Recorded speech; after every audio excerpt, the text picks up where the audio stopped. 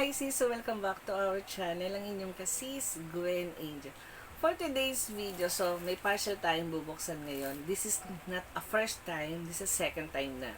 Pero yung first time ko kasi ibang items din yung in-unbox ko. How about this is, doon ko sa kanila to nag-discover. Oo. Sa Hati Diary. O, diba? Excited ako. Kaya mga kasis, buksan na natin.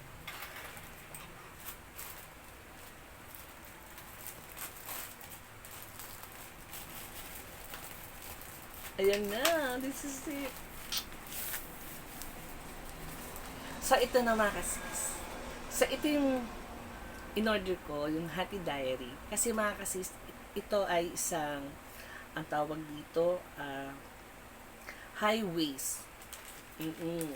Siyempre, kung medyo tumataba kayo, nagkakabilbil kayo, so kailangan nyo to mga sis. Oo, so ipapakita ko na. So, ayan. So, ayan mga kasis. Hati Diet. So, ang size nito is a large. Para to make sure na sigurado ako dun sa sizes. And then, ito yung sa, so parang cycling din naman din siya. Oh, so, kung para matago yung ating mga kabilbilan. And then, meron siyang matigas dito sa, para siyang corset style. So, kung umupo man kayo.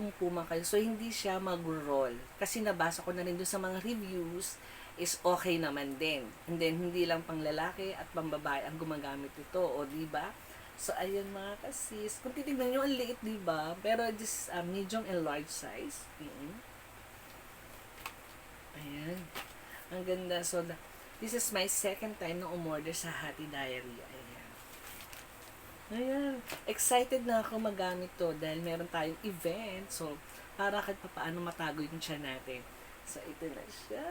Ito na siya. So, yun lang mga kasis. Maraming salamat. Sinamahan niyo ako dito sa ating Hati Diary unboxing. Ayan.